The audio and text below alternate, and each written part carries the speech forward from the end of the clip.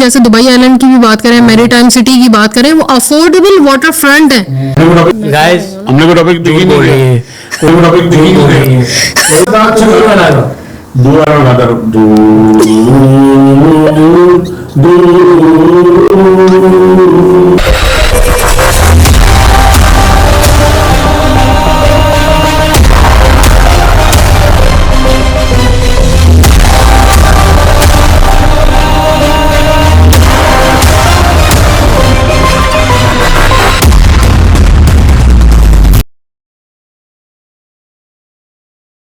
आज हम लोग यहाँ पे आप लोगों के सामने डिस्कशन करेंगे जो कि यूजुअली हम सब की क्लोज रूम्स के अंदर होती है। हम लोग सब जो है वो 10+ years experience in real estate है और ये टोटल डिस्कशन आप लोगों के बेनिफिट के लिए है। मेरे साथ अभी पॉडकास्ट में मिस्टर सादिक हैं, मिस्टर एहसन है और हम एक साथ एक कंपनी के अंदर क्विक सेल में काम भी करते हैं और कोलीग्स भी हैं। आज हम लोग जो टॉपिक हम लोगों ने पिक किया है जिसके अंदर यूजुअली लोग ये कहते हैं कि भाई दुबई को ही क्यों चूज किया जा रहा है इन्वेस्टमेंट के लिए। नहीं, ये अपनी तरफ झूठ बोल रही है गाइस, हमने कोई टॉपिक देखी नहीं है, कोई टॉपिक नहीं था। हम लोगों ने कहा था हम बैटिंग और जर्नल डिस्कशन करेंगे। ये हमारी ट्रोलिंग, ये हमारी जर्नल डिस्कशन है, जर्नल डिस्कशन है दुबई रियल एस्टेट के बारे में, दुबई के बारे में। तो आज का टॉपिक कुछ था ही नहीं, मुझे तो नहीं पता कोई टॉपिक। मुझे लगता है कि कोई टॉपिक होते ही नहीं है, टॉपिक खुद ही बन जाता है। जैसे हम लोग बैठे हैं वैसे डिस्कशन शुरू हो जाएगी। टॉपिक कोई नहीं है, बस हम लोग ये डिस्कशन करेंगे कि दुबई क्यों सारे क्यों आ रहे हैं दुबई में, क्यों कैसी क्या ऐसी चीजें जो नहीं आ रहे वो क्या सोच रहे हैं। Exactly. क्या ये सोच रहे हैं कि प्राइसेस फर्दर ऊपर चली जाए या वो ये सोच रहे हैं कि भाई उनके पास कोई ऑप्शन डर रहे हैं कि प्राइसेस और ऊपर ना जाए। हाँ देखो, मैं अगर मुझसे पूछो तो मेरे दोस्त यार इन्वेस्टमेंट भी करते रहते हैं डिफरेंट जगह पे। कोई गोल्ड ले जा रहा है, कोई कहता है कि मुझे यॉट्स में इन्वेस्टमेंट करनी है। अब फर्स्ट टाइम मुझे ये भी पता चला कि यॉट में इन्वेस्टमेंट से भी आपको गोल्डन वीजा मिलता है, ठीक है। लेकिन उसमें ये चीजें हैं कि भाई इन्वेस्टमेंट करनी है, भाई उसमें भी ऑब्वियसली 2 मिलियन से ऊपर ही होगी, लेकिन वहां से भी आपको गोल्डन वीजा मिलता है। लेकिन वहां पे आपकी जो रिटर्न ऑन इन्वेस्टमेंट है या आपकी जो एप्रिसिएशन है वो बिल्कुल भी नहीं है, बल्कि वहां पे डेप्रिसिएशन है। तो मेरा दोस्त एक पूछ रहा था, इन्वेस्टमेंट तो आई थिंक होगी फिर भी उसकी नहीं, क्योंकि रिटर्न ऑन इन्वेस्टमेंट तो है लेकिन वो बहुत ज्यादा सीजनल है। लेट्स से यहाँ पे दुबई में अगर आप यॉट में करते हो तो ये बहुत ज्यादा सीजनल है ना, मतलब आपको कुछ सीजन्स में ही ये रेंटल्स वगैरह मिलेंगे। लेकिन प्रॉपर्टी में तो ये चीज नहीं है। यहाँ पे तो 4 सीजन मतलब आपको हर बंदे को प्रॉपर्टी रेंट आउट तो लेनी है, एप्रिसिएशन भी है। तो फिर मैंने उसको यॉट से इस तरफ शिफ्ट किया है कि भाई यहाँ पे इन्वेस्टमेंट करो, उस तरफ ना जाओ, सीजनल में ना जाए। सीजनल ऑब्वियसली मतलब आपको अगर इन्वेस्टमेंट करनी है तो आप इससे बेहतर मुझे नहीं लगता कोई अपॉर्चुनिटी। उसमें ये बात भी है ना कि उसको शायद इसलिए भी कन्विंस किया कि हम रियल एस्टेट बेच रहे हैं। अगर यॉट बेच रहे होते तो हम शायद यॉट ही बेच लेते। जब उसको यॉट में इन्वेस्टमेंट करनी थी तो मैं उसके साथ उसी की इन्वेस्टमेंट में चला गया और फिर मैंने ग्राउंड रियलिटी पे जाके देखा और फिर जब मैंने कंपेयर किया तो फिर मुझे ये लगा कि यार ये इसलिए नहीं है कि मैं इस फील्ड में हूँ, लेकिन हम लोग अगर एक न्यूट्रल पर्सन भी देखें तो फिर कंपैरिजन यही बनता है कि भाई आप उस चीज में जाओ जो सीजनल ना हो। सही बात, हम लोग यही बात करते हैं एज ए इन्वेस्टमेंट। दूसरी बात ये है कि दुबई के मेरे ख्याल में जो रियल एस्टेट है वो ओवरऑल जो पूरी दुनिया के अंदर जिस तरह रियल एस्टेट काम करती है उससे काफी ज्यादा डिफरेंट है, राइट। कि हमें जिस हिसाब से यहाँ पे रिटर्न मिल रहे होते हैं, ठीक है हमारी इन्वेस्टमेंट है लेकिन हमें जिस हिसाब से रिटर्न मिल रहे होते हैं और जितना ज़्यादा ये जो है ना वो ट्रांसपेरेंसी के साथ होता है वो काफ़ी ज़्यादा डिफरेंट है। हम अगर पाकिस्तान की या इंडिया की या किसी और कंट्री की बात करें तो मेरे हमेशा माइंड के अंदर एक सवाल ये आता है और मैं हर नेशनलिटी से ये चीज़ पूछती हूँ कि भाई अगर मैं आपकी कंट्री के अंदर आऊँगी और तो कितना आसान है प्रॉपर्टी को परचेज करना, कितना आसान है बताएं। इंडिया के अंदर कितना आसान है, पाकिस्तान में कितना आसान है। दोबारा पाकिस्तान इंडिया की बात करते हैं, लेकिन अगर आप यूएस या यूरोप की बात करो ना तो आई थिंक वहाँ पे भी कम से कम 1.5 से 2 महीने 2.5 महीने का प्रोसीजर होता ही है मिनिमम। एग्जैक्टली मिनिमम इतना होता है। आपने टैक्सेस पे करने होते हैं, लॉयर वगैरह सारी चीजें बहुत, पेपर वर्क बहुत ज्यादा है। बीइंग एन एक्सपर्ट क्या हम इन कंट्रीज के अंदर जाते हैं और विद इन फ्यू मिनट्स हम लोग जो है ना प्रॉपर्टी परचेज नहीं कर सकते। यहाँ तो अब यहाँ आपको इनसाइड द कंट्री होने की भी जरूरत नहीं है। एग्जैक्टली आप बाहर कहीं भी बैठे बैठे प्रॉपर्टी ट्रांसफर करवा सकते हो, आपका ऑनलाइन पीओए बन जाता है। एग्जैक्टली ऑनलाइन पीओए आपका ट्रांसफर हो जाता है इजीली। जब हम लोग सिंगापुर गए थे तो क्या लॉज थे और वहाँ पे कितने टैक्सेस थे? वहाँ पे चेक किया तो 60% ट्रांसफर द प्रॉपर्टी, आपको to transfer the property 60% stamp duty you have to pay 60% as expect. जो आप सेलर को पे कर रहे हो 60% to be paid to the government. तो अनबिलीवेबल नंबर। अगर जैसे हमारी जैसे कुछ कंट्रीज के अंदर ये होता है कि नंबर ऑफ इयर्स भी होते हैं कि लाइक जैसे यहाँ पे भी है दुबई में कुछ एरियाज जो हैं उसके अंदर 99 इयर्स की लीज होती है। तो आई बिलीव के डिफरेंट कंट्रीज जो हैं उनके अंदर भी इसी तरीके से जो ना वो लॉज हैं कि जिसके अंदर नंबर ऑफ ईयर्स का होता है। ठीक है, आप प्रॉपर्टी आपके नाम पे होती है, आप सेल परचेज कर सकते हैं being citizen of that country, लेकिन ये है कि वो लीज के ऊपर चल रही होती है। लेकिन यहाँ पे भी ये डिफरेंशिएट करना जरूरी होता है। जैसे अभी स्टिल आप डीआईबी में जाओ तो वहाँ पे कुछ प्रोजेक्ट्स लीज होल्ड है। अब क्लाइंट जो है वो एजेंट से पूछते हैं या एजेंट उनको नहीं बताते just to make the sale, तो वो काफी दफा ऐसा होता ही है कि वो लीज और प्रॉपर्टी लेके बैठे हो तो उनको लगता है फ्री होल्ड और बाद में पता चलता है कि 99 इयर्स लीज है। एग्जैक्टली। और कुछ केसेस तो ऐसे भी होते हैं कि उनको ये पता ही नहीं है कि फ्री होल्ड है भी, मतलब उनके माइंड में यही है कि उसमें ऐसा भी होता है कि शायद हमें कुछ हो जाएगा तो उसके बाद गवर्नमेंट हमारी प्रॉपर्टी ले लेगी या डेवलपर वापस ले लेगा। They don't know the exact idea of freehold के फ्री होल्ड क्या होता है टेक्निकली, और वो it passes on to your generations family like anything in Pakistan India जैसे नॉर्मली होता है। तो अगर आपकी विल रजिस्टर्ड है या नॉर्मल शरिया लॉ फॉलो हो रहा है, the property will be forwarded to your family as per the laws या जो भी है आपकी जो कंट्री के लॉज हैं उसके और आई एम श्योर कि more than 50% people they don't no कि फ्री होल्ड एक्चुअली है क्या। इंडिया और पाकिस्तान में भी कुछ लोगों को ऐसे ही लगता है दुबई में अगर आप प्रॉपर्टी लेते हो तो after 99 years you have to return back. नहीं, इवन बड़ा मेरे लिए सरप्राइजिंग क्या था, अगर आप जो है ना वो बड़ दुबई या देहरा की तरफ जाएं तो वहां पे भी जो लोग रहते हैं जो कि बिजनेस करने वाले लोग हैं और वो भी यही समझते हैं कि भाई हम प्रॉपर्टी, वो लोग रेंट पे रह रहे हैं, वो परचेज नहीं करते और उनके माइंड के अंदर भी यही मिथ है कि 99 इयर्स की लीज है और हम यहाँ पे प्रॉपर्टी परचेज नहीं कर सकते। मे बी बिकॉज कि देरा और वो साइड तो ऑब्वियसली वो सारा लीज होल्ड है, वहाँ पे फ्री होल्ड का कॉन्सेप्ट नहीं है, तो मे बी उनके माइंड में ये है कि पूरा दुबई ही जो है वो लीज होल्ड पे चलता है।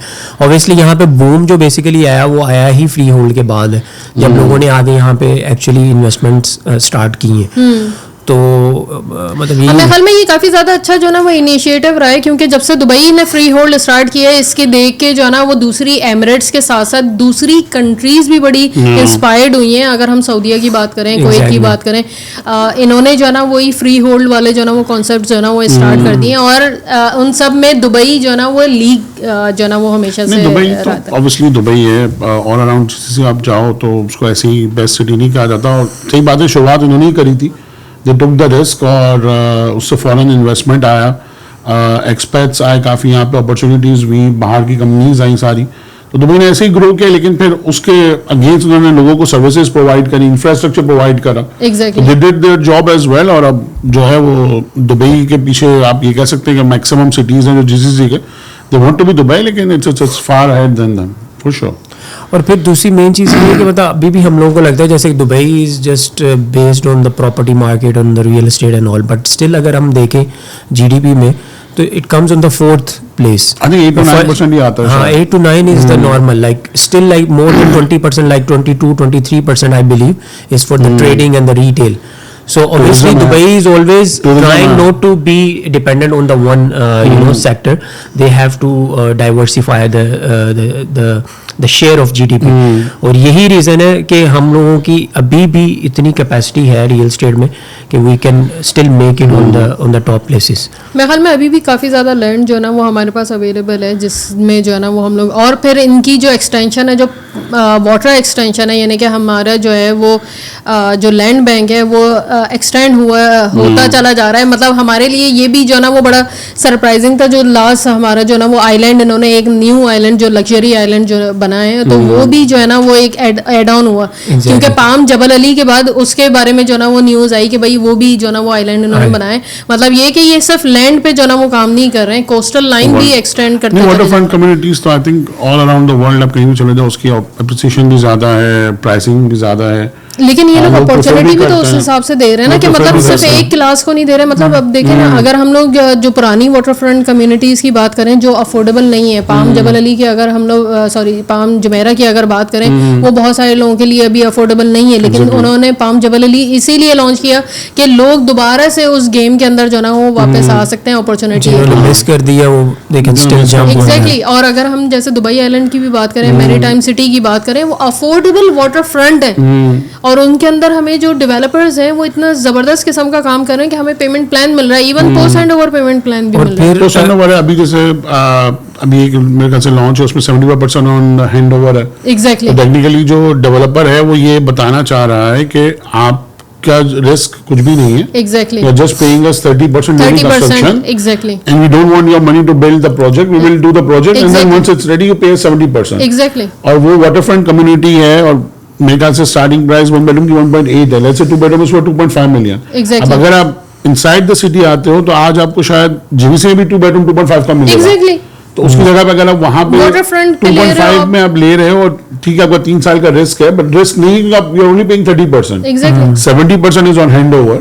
और अगर वो आप वाटरफ्रंट कम्युनिटी में आपको मिल रहा है तो I think it's a win-win situation for the investor and for the developer as well. और फिर मेन चीज़ जो हम लोग देखते हैं, जैसे हम पूरी दुनिया में फिरते हैं, इधर उधर देखते हैं, तो वहाँ पे समटाइम्स ये होता है कि गवर्नमेंट जो है they are one step backward, यानी जो डेवलपमेंट है वो जल्दी हो रही है लेकिन गवर्नमेंट्स के काम थोड़े पीछे हो रहे हैं। लेकिन यहाँ पे हम लोग ये देखते हैं कि भाई government is far better and they are performing faster than the developments.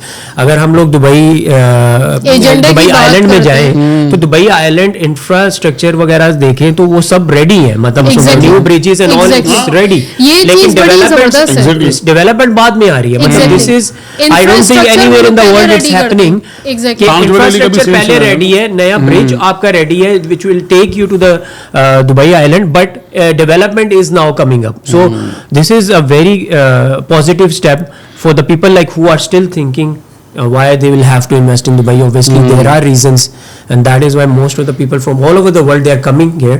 And agar hum log abhi bhi prices dekhein Dubai ki as compared to the world where we have all the same facilities, exactly. we are still much economical as compared to the others. In terms of even the luxury and prime properties, let's say we are like $850 or $900 per square feet, but still the world is giving more than $2,000 or $3,000 per square feet, which is far better in terms of I think हमारी average तो अभी शायद 600 पे भी नहीं है, 500 that's the normal. हाँ, I think. 1800 total हमारी अभी 800 for the luxury, नहीं, for the I prime. Think almost 1800 पर स्क्वायर फीट प्राइस चल रही है एवरेज दुबई की, व्हिच इज लाइक $500 पर स्क्वायर अच्छा, फीट। एक चीज That's और the for मुझे average all property. around एक दुबई। चीज और मुझे बड़ी अमेजिंग लगती है जो दुबई की है कि यहाँ पे यानी कि दुनिया के अंदर, अब correct me if I am wrong, दुनिया के अंदर किसी भी कंट्री ने जो एजेंडा है कि हम नेक्स्ट 30 इयर्स के अंदर क्या करेंगे, किसी ने भी अपना जो है ना वो ट्रांसपेरेंसी के साथ नहीं रखा, लेकिन दुबई ने एजेंडा अपना पूरा जो है ना वो ट्रांसपेरेंसी के सामने सामने रखा है कि हम कहाँ पे क्या माइलस्टोन्स जो है ना वो अचीव करते जाएंगे। D33 is basically the same. D33 40 also. है। तो ये जो है ना ये काफी ज्यादा कॉन्फिडेंस देता है कि भाई ये इन्होंने जो चीज प्लान की है वो चीज जो है ना वो एग्जीक्यूट लाजमी करेंगे, और इन्होंने क्या कहते हैं they delivered. This is actually not something new कि जो है ना वो यहाँ की गवर्नमेंट जो है ना वो अचीव, अगर किसी को डाउट है वो अचीव नहीं कर सकेगी, no, they have delivered in the past everything. अच्छा, एक बहुत कॉमन क्वेश्चन जो मुझसे भी पूछते हैं जिसमें मैं ऑब्वियसली अपने मुताबिक आंसर करता हूँ, तो I would suggest like what do you guys think about this question. लोग जब भी इन्वेस्टमेंट करते हैं या करना चाहते हैं जो दुबई को पिछले 15-20 साल से जानते हैं, they always give an example of global crisis in 2008। Okay, ठीक है, वो एक ग्लोबल क्राइसिस था, लेकिन उसके बाद और इससे पहले उन्होंने मार्केट में बहुत ज्यादा फ्लक्चुएशन देखी है ऊपर नीचे, and they are always scared of this. तो जब वो ये क्वेश्चन करते हैं तो ऑब्वियसली मैं अपने मुताबिक उसको आंसर करता हूँ। I would like you guys what you normally says, like if अब उनको देखा जाए कि भाई वो 2008 में मार्केट कहाँ से कहाँ पे चली गई, विद इन मंथ्स जो है प्रॉपर्टी की प्राइसेस मोर देन 50% जो है वो नीचे चली गई थी। तो अगर फर्दर ऐसा कुछ हो गया तो हमारी इन्वेस्टमेंट कहाँ जाएगी, ये नॉर्मली क्वेश्चन। बस बड़ा जबरदस्त जवाब है कि I'm not sure if you guys know, लेकिन 2008 में डाउनटाउन में हमारा एक प्रोजेक्ट था जो आई थिंक बाद में शायद कैंसिल हो गया था. उसमें उन्होंने 1 बेडरूम 800 स्क्वायर फीट का 6.2 मिलियन का बेचा था. That is like almost 8,000 dirham per square feet. अभी डाउनटाउन में प्राइसेस चल रही है क्या? अभी भी मैक्सिमम 5,000 5,600. यही बात है कि हम उस लेवल पे भी 2008 के लेवल पे पहुंचे ही नहीं है, जबकि 2008 में तो आपके पास ना कोई ट्रांसपेरेंसी थी और ना कुछ डेवलपमेंट सिस्टम था, ना कोई फॉलो अप था, कुछ भी नहीं था. लोग सिर्फ इसीलिए कर रहे थे क्योंकि it was a new market. और उस वक्त मुझे याद है कि लोग ये बातें करते थे कि सिंगापुर की तरह होने वाला है और प्राइसेस डबल ट्रिपल हो जाएंगे. और जो 2008 के क्राइसिस भी है particularly, they were the crisis which came from US, Lehman Brothers की वजह से, और जो उनका मॉर्गेज इश्यूज थे उसकी वजह से, which pass on to all around the world. अगर ऐसा नहीं होता तो 2012-13 में दोबारा दुबई की मार्केट पीक ना करती कि दोबारा प्राइसेस ऊपर चली गई और कहां से कहां पहुंच गई. बट स्टिल अगर हम 2008 की बात करें, we haven't reach that kind of prices yet as well. और अभी तो हम एक्चुअल डिमांड की बात करें, उस वक्त आई थिंक पॉपुलेशन शायद आपकी मे बी 2 मिलियन भी नहीं थी, 1.5 मिलियन थी. Currently are standing at 4 million. Exactly. I think it's a huge difference. Obviously फिर अगर आप लग्जरी की बात करते हैं तो लग्जरी कैटेगरी में तो ऑलरेडी आपके पास बहुत ही लिमिटेड ऑप्शंस हैं. बहुत ही लिमिटेड ऑप्शंस हैं. जितने भी अभी रिसेंट लॉन्चेस हैं, जो ब्रांडेड लॉन्चेस हैं, उनमें से कुछ भी रेडी नहीं हुआ अभी. आप बुल्गारिया आइलैंड पे जाओ, I think initially they were selling for 1 bedroom 3.5 million. Now it has reach more than 12 million for 1 bedroom. तो ब्रांडेड रेसिडेंसेस तो भी रेडी नहीं हुए, आई नहीं है मार्केट में. और अभी हर बंदा, जैसे हम लोग भी ये बात करते हैं भाई, अभी क्लाइंट को क्या बोलना है, ओके जी टैक्स फ्री गवर्नमेंट है, यू डोंट हैव टू पे एनी प्रॉपर्टी टैक्स, और ये वो गोल्डन वीजा आपको मिल रहा है और पॉपुलेशन बढ़ रही है. Everyone is saying the same thing, but there is another point as well which we will have to highlight to our clients. That is like हम लोग जब भी देखते हैं, पास देखते हैं भाई दुबई में 2008, that is not basically connected with Dubai, that was a global crisis. Okay, exactly. ये सब पे आया था, ये सिर्फ दुबई पे नहीं आया. And the second thing is, अगर आप पास देख रहे हैं तो you have to see the future as well. Dubai जिस तरह से फ्यूचर में चीजें लेके आ रहे हैं, next year I believe 2026 they are starting the flying taxi and all. Already पूरी दुनिया में कहाँ पे फ्लाइंग टैक्सी इस टाइम पे चल रही है, वी डोंट नो.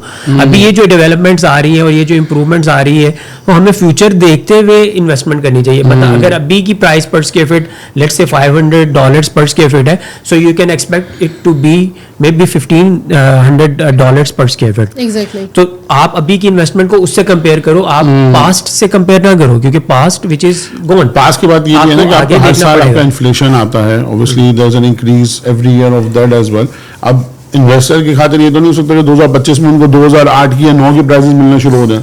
इम्पॉसिबल. ये हर चीज ऊपर चली गई है. आप आज गोल्ड देखो, गोल्ड की प्राइसेस, या नॉर्मल आप कोई भी चीज देखो, प्राइसेस हैव गॉन अप. आप ये नहीं कह सकते कि दोबारा 2008 नंबर प्राइसेस पे चले जाएं, then I will invest. Either you invest from now and do the numbers for the future. कि आपको क्या लगता है फ्यूचर में एप्रिसिएशन हो सकती है, रेंटल आपकी श्योरिटी है कि भाई रेंट अपार्टमेंट रेंट हो ही जाएगा, आपकी ROI कंफर्म है कि आपको मिलेगी, और एप्रिसिएशन प्रॉपर्टी की हो सकती है बीइंग कि चलो ठीक है डिमांड ज्यादा आ जाए इन टर्म्स ऑफ पॉपुलेशन, या वो कम्युनिटी जो है वो लिमिटेड जगह पे बनी हुई है या लिमिटेड ऑप्शंस के साथ बनी हुई है.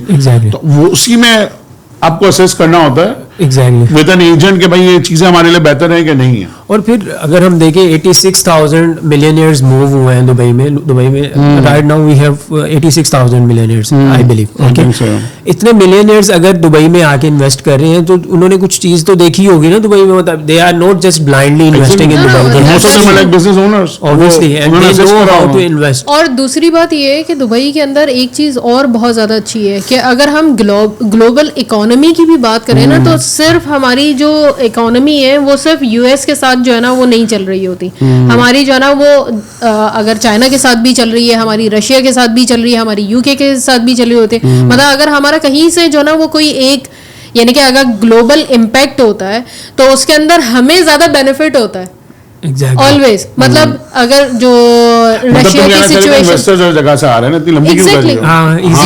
एग्जैक्टली इन्वेस्टर्स हर जगह से आ रहे हैं और ये चीज हमें और ज्यादा सेव करती है. क्योंकि अगर लोग ये सोचते हैं कि यार क्राइसिस हो, एक तो ये कि दुबई पहले 2008 में और अब के अंदर ये डिफरेंस आ गया है कि ये इन्हें पता चल गया है कि भाई सिचुएशन को कैसे हैंडल करते हैं, because they are really good learning from the past, वो दोबारा मिस्टेक तो नहीं करेंगे।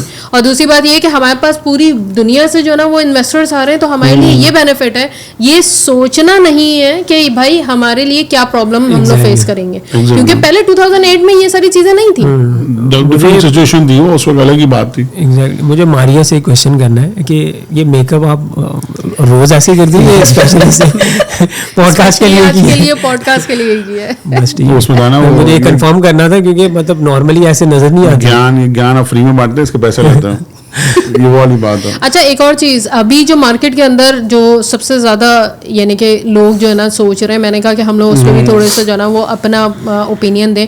लोग ये कह रहे हैं कि भाई मार्केट जो है ना वो क्रैश हो जाएगी, ठीक है, जो कि जहाँ पे मेरा कहना ये है कि हर मार्केट अपने आप को करेक्ट करती है, there is a cycle and हर मार्केट अपने आप को करेक्ट करती है, लेकिन उसके अंदर जो अच्छी इन्वेस्टमेंट्स हैं या अच्छी लोकेशंस हैं वो इतना ज़्यादा इम्पैक्ट नहीं होंगी, रादर देन के जो यानी कि बहुत ज़्यादा पॉपुलेटेड हैं उनके अंदर जो है ना वो शायद थोड़ा सा जो है ना, क्योंकि नंबर ऑफ डिलीवरीज जो हैं, जो हैंडओवर्स हैं वो काफ़ी ज़्यादा हैं, सिर्फ इस वजह से जो है ना वो करेक्शन होगी, लेकिन इसका ये मतलब नहीं है कि भाई वो बबल है और क्रैश होने वाला है। भाई इसका बस एक बहुत अच्छा जवाब है, इसलिए आपको हमने यहाँ पे बुलाया है अच्छे जवाबों के लिए। इन्वेस्टर को मैं हर इन्वेस्टर को ये सवाल पूछता हूँ, तुम दोनों ही बताओ, तो उसका जवाब खुद ही मिल जाएगा कि लेट्स अज्यूम कि कल दुबई है ना पूरा खाली हो जाता है, हाँ, ठीक है, जो हम लोग कोविड के टाइम पे भी सुन रहे थे, उससे पहले भी सुन पूरा दुबई खाली हो गया और नेक्स्ट डे जब लोग आ रहे हैं तो you don't have any restrictions of the money और इन्वेस्टमेंट, कौन से एरियाज तुम्हें लगता है कि सबसे पहले लोग जाके रहेंगे? Start with let's say top 5 areas. Palm Jumeirah में सबसे पहले नहीं है, कुछ भी नहीं है, and you can straight away come in and you can live in Dubai. हाँ, तो सब लोग पाम जुमेरा जाएंगे, डाउनटाउन जाएंगे, और 5 एरिया तो बताओ, मरीना में जाएंगे, ठीक है, और इसी तरीके से उसको आप रैंक करो कि आपकी इन्वेस्टमेंट कहाँ पे आ रही है। अब चाहे आप DLRC में इन्वेस्ट कर रहे हैं या लेट्स से आप पाम जुमेरा में कर रहे हैं, पाम ज्वेलरी पे कर रहे हैं, दुबई हिल्स हो गया, एमिरेट्स हिल्स हो गया, ये जो बजट में अभी तो नहीं आ सकते, समझ लो बजट में नहीं है ना, लेकिन बजट में आप उस तरीके से इन्वेस्ट कर सकते हो ना कम से कम। अब अगर ऑब्वियसली अगर लग्जरी इन्वेस्टर है तो बोलेगा ठीक है मुझे 50-60 मिलियन का भी इशू नहीं, तो they might go for Palm Jumeirah या Emirates Hills. I would say जो भी आपको ये क्वेश्चन कर रहे हैं ना, तो आपको उससे सिर्फ एक क्वेश्चन करना चाहिए, गिव मी द रीजंस कि क्यों जाएगा मार्केट नीचे। हम लोगों को कोई बबल नजर नहीं आ रहा, bubble is always when supply is too much and the demand is less. अभी इस साल अगर मार्केट में 20,000 यूनिट आता है मार्केट में, वी स्टिल हैव पॉपुलेशन, वो इजीली उसको कवर कर सकते हैं। अगर आपका रेंटल प्राइस नीचे जा रहा है ना, तो I would say yes there is correction. अगर आपका मसला नहीं होता ना, उस वक्त मसला ये होता है कि उनको ये लग रहा होता है कि ये एजेंट इसको कमीशन चाहिए इसलिए मुझे बेच रहा है, लेकिन उनको मार्केट में दूसरे एजेंट से ये रीजन उनको समझ नहीं आता। मैंने 2020 में 2021 में इतने लोगों से कांटेक्ट करा, उनको बोला कि भाई ये प्रॉपर्टी ले लो, तलाल गाफ 1.3 का 3 बेडरूम टाउन हाउस मिल रहा है 40% पोस्ट एंड पेमेंट प्लान के साथ, नहीं मिलेगा बात। Dubai hills maple, Dubai hills maple नहीं, कलेक्टिव था 7 लाख में, 7 लाख में कलेक्टिव मिला था, 1 बेडरूम मिला, ले लो नहीं, मार्केट नीचे जा रही है, मार्केट खत्म हो जाएगी। 3 bedroom villas Maple, 3 bedroom townhouse 4 million का बिक रहा है, 1.7 starting price with the post handover payment plan. अब उसको भी छोड़ो, ये Emaar beachfront 1.4 million 1 bedroom with 75% post handover payment plan. They have started 1 bedroom. लोग नहीं ले रहे थे ना. Now they are selling more than 3.5 million and they didn't have उन्होंने अभी कोई पेमेंट भी उन्होंने नहीं दी. अभी recent ब्रिस्टल में तो 3.8 में 1 bedroom बिका. Exactly. So direct from MR. उसको तुमको समझ ही नहीं आता था. उनकी तो सोच ये थी, यानी कि जो मेरे बस एजेंट कमीशन बनाने की कोशिश कर रहे हैं. जो मुझसे लोग बात करते हैं वो कहते हैं बस दुबई खत्म हो गया. मैंने कहा अच्छा तो क्या आपकी अपनी कंट्री भी खत्म हो गई जब उसके ऊपर क्राइसिस आए थे? तो फिर नहीं वो नहीं होगा. तो वो खामोश हो जाते हैं. क्यों दुबई खत्म हो जाएगा? मतलब यानी कि सफाया हस्ती से मिट गया उसको. मैं तो ये बोलता हूँ भाई, अगर आप 10 लोग बैठे ये सोच रहे हो कि भाई दुबई नीचे जा रहा है, तो उसके पीछे 10,000 लोग ऐसे बैठ रहे हैं जो कि मुसलसल दुबई को ऊपर लेके जाने की कोशिश और जो मिलेनियर्स मूव कर रहे हैं वो बेवकूफ तो नहीं है. ऐसा बात नहीं होती ना. बात ये होती है कि खैर इशू यही बनता है कि जो एजेंट्स ऑब्वियसली मार्केट में इतने हैं, उनको at the end of the day sell करनी होती है. अब वो ना क्लाइंट को नंबर्स बताते हैं ना क्लाइंट को फिगर्स बताते हैं. Exactly. आपने सिर्फ पॉपुलेशन नहीं देखनी, आपने देखना कि ईयरली यहाँ पे कितने बिजनेसेस खुल रहे हैं, Exactly. कितना रिटेल आ रहा है जो फिल हो रहा है.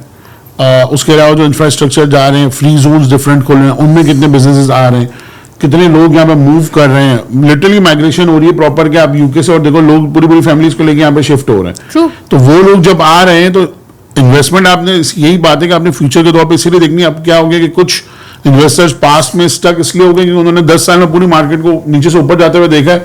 अब उनको ये फील हो रहा है कि जो प्रॉपर्टी मुझे 1 मिलियन की मिली थी आज मैं उसको 2 मिलियन क्यों दूं। एग्जैक्टली लेकिन उनको ये बात समझ नहीं आ रही कि हर चीज जो है वो 10 साल के 15 साल की साइकिल में हर चीज ऊपर जाती है। और दूसरी बात ये कि अगर हम लोग पुराने वाले प्रोजेक्ट्स की बात करें, जैसे अगर हम किसी भी डेवलपर को उठाएं और पुराने प्रोजेक्ट्स की बात करें, हमारे पास स्मार्ट होम्स जब पहले आते थे तो हम लोग कहते थे वाओ स्मार्ट होम है। डिफरेंट चीज आई है। एग्जैक्टली आज हर डेवलपमेंट स्मार्ट हो गया, क्योंकि आपका देवर की बिल कितना ज्यादा सेव होता है। ठीक है, इस वजह अब आपकी number of amenities her building में, हर डेवलपर आपकी नंबर ऑफ एमेनिटीज इतनी ज्यादा दे रहा है। पहले कहाँ होती थी ये? आपका जिम, पहले तो ऐसे एक सुराख बना देते थे, उसमें पूल पानी भर के बोलते थे स्विमिंग पूल है। अभी यही तो चीज है जो आपके प्रोजेक्ट को, डिफरेंट डेवलपर्स के प्रोजेक्ट को डिफरेंशिएट कर रही है आपस में, वो है इसकी अमेनिटीज, कि आप कितनी अमेनिटीज दे रहे हो अपनी बिल्डिंग के अंदर। अगर आप बेसिक अमेनिटीज भी नहीं दे रहे, जैसे कि अब नॉर्मल बेसिक अमेनिटीज भी 10 से 15 होती हैं, अगर आप वो भी नहीं दे रहे तो मतलब आप आते ही नहीं हो। नहीं, इसका बेसिक कॉन्सेप्ट ये है कि अगर आप लेट्स से कोई सिटी में आप 2 स्टार होटल में जाके आप रुक रहे हो तो ऑब्वियसली उसके पैसे कम होंगे। और आप कहते हो कि मुझे बुर्ज खलीफा में जाना है, जुमेरा में जाना है, तो मेन उनका क्या पॉइंट होता है? उनका ऑब्वियसली लोकेशन है, एग्जैक्टली सर्विसेज है, एमिनिटीज है, ये चीजें डिफरेंशिएट करती हैं। अब अगर आपको डेवलपर्स लोकेशन भी दे रहा है, अच्छी बिल्डिंग भी दे रहा है, एमिनिटीज भी दे रहा है, तो वो ऑब्वियसली हाई प्राइस आपसे मांगे और आप हाई प्राइस ले सकते हो। और ये आपकी रिक्वायरमेंट है। बीइंग एन इन्वेस्टर आपको ये चीज सोचनी चाहिए कि भाई अगर आपकी बिल्डिंग में ये चीज नहीं होगी तो over the time in the future जब आप रीसेल के लिए जाएंगे तो आप उस हिसाब से अप्रिसिएशन नहीं बनाओगे जो आपके बराबर वाली बिल्डिंग वाला बना। रीसेल के लिए जाओगे, अब बराबर में क्या, हमारे पास तो अब कितने अपार्टमेंट्स हैं, आप अभी स्पोर्ट्स सिटी में जाके देखो, 2 bedroom apartments maybe for 900,000 million dirham मिल रहे हैं। कोई लेने वाला नहीं है। एग्जैक्टली वो पुरानी 10 साल 15 साल पुरानी बिल्डिंग है। मेन चीज मतलब देखें कि हम लोग इतने अपग्रेड करते हैं अपने आप को। दुबई में हम लोगों की जो अपग्रेडेशन है वो इतनी फास्ट है कि हम लोगों की जो बिल्डिंग्स हैं उनके स्टार्ट्स भी आने शुरू हो गए हैं। हाँ। ठीक है, मतलब उस बेस पे भी आप रैंक कर सकते हो। मतलब दुबई गवर्नमेंट अब जो रैंकिंग कर रही है और जो रेंटल इंडेक्स है वो बेसिकली स्टार्स पे चल रहा है कि भाई इस बिल्डिंग की रेटिंग कितनी आ रही है और उसकी बेस पे इसका रेंट ऊपर जाना चाहिए या नहीं। पूरी दुनिया में कहाँ पे ऐसा इतना फास्ट सिस्टम हो रहा है कि वो गवर्नमेंट आपको बता रही है कि भाई आपका based on your facilities whatever आपके सर्विस चार्जेस डिसाइड हो रहे हैं, आपका रेंटल इंडेक्स डिसाइड हो रहा है। और फिर एक और मेन चीज जो मैं बीच में बोलना चाह रहा था वो थी पॉपुलेशन। अगर आप दुबई की देखें डे टाइम की और नाइट टाइम की, ये बड़ी बात, ये बहुत इंपॉर्टेंट चीज है कि मतलब 5 मिलियन 1 मिलियन या 1.5 मिलियन का फिगर है जो डेली डे में दुबई में आता है और शाम तक से वापस चला जाता है। अराउंड अबू धाबी, शारजाह और ये अजमान, मतलब 1.5 million. Dubai is a central hub के वहां पे लोग आ रहे हैं। और फिर उसके अलावा आप सिर्फ ये बात नहीं कर रहे, आप ये देखो कि जो पैसेंजर्स आ रहे हैं from all around the world, वो एक अलग बात है। जो टूरिस्ट आ रहे हैं वो एक अलग ही बात है बिल्कुल। और फिर आप ये सोच लो कि लेट्स से अगर वो लोग जो यहाँ पे काम कर रहे हैं, let's say they have to move in Dubai only, तो अगर सिर्फ वो 1.5 लोग, 1.2, 1.3 जो लोग काम कर रहे हैं यहाँ वहाँ पे, वो भी अगर आ जाए ना तो यहाँ पे हम लोगों के पास जगह ही ना हो। यहाँ पे मतलब आने वाले 2-3 साल तक हम वो डिमांड ही पूरी नहीं कर सकते। That's true. एक गाना गा दो, मैं गा दूं। मैं आपसे कहना चाहता हूँ कि आप से कोई आए, क्या गाना तो लेके आया बता। पहले शुरू तो ऐसे कर, दूर करना भाई। अबे आज इतनी गंदी आवाज है मेरी कसम, तुम मुझे वो ये करवा रहे। वो वाला कौन सा गाना था? इसी का था ना, इसका कबाड़िया का स्ट्रिंग्स का कौन सा था वो दूसरा? ऐसे ही था ना, सर की ये पहाड़ नहीं, स्ट्रिंग्स का सर की है ये पहाड़, सर की ये पहाड़, वो वैसे बिलाल ने गाया था। नहीं हाँ बिलाल, नहीं वो दूसरा एक और भी था ना अभी। अरे बहुत गाने थे, कौन सा? सर की है, सर की है नहीं, सर की है नहीं, सर की है, सर की है, सर की है कर दिया, सर की है, सर की मतलब चढ़ गया ऊपर, ये बात हो गया, सर की ये पहाड़। नहीं मैं नहीं बोल रहा, अचीव कर लिया। एक और था यार इसका बहुत अच्छा गाना, दूर वाला गा। अबे तो कौन सा था? तू दूर वाला गा। दूर वाला मैं गाता रहूं, दूर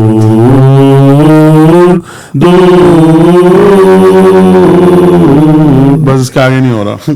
आगे से तुम स्टार्ट करो, टॉपिक पे आ जाओ वापस। इसका जो उसने इंडिया में जाके गाया था यार, क्या नाम था उसका, जो सारी लड़कियां थी वो उसकी वीडियो में, पता नहीं वो मैंने देखा नहीं। अनुष्का भी थी मेरे ख्याल से, कहाँ मर गई अनुष्का थी बंदी, याद है इंडस म्यूजिक पे आती थी यार, पता नहीं कौन कौन सी पुरानी 98, 99, 2000 पता नहीं उसके बाद कहाँ गए वो सब, खत्म ही हो गए बेचारा, बुढ़ा हो गए। उम्मीद ये है कि आप लोगों को आज की डिस्कशन जो हमारी ओपन डिस्कशन रही है उसके अंदर मजा आया होगा और डेफिनेटली आपकी जिसका इन्फॉर्मेशन कोई टॉपिक नहीं था बाय द वे, जिसका कोई भी टॉपिक नहीं था, जिसका टॉपिक नहीं होता वही अच्छी डिस्कशन होती है। I think that's the more. और नेक्स्ट टाइम में भी आप भी डिसाइड कर सकते हैं, ये लोग भी डिसाइड आप कर हमें सकते टॉपिक हैं। दे सकते हैं और हम लोग डेफिनेटली उसके ऊपर जो है ना वो अपना पॉइंट ऑफ व्यू या अपने ओपिनियंस आपके साथ जो है ना वो शेयर कर सकते हैं। So see you in the next episode.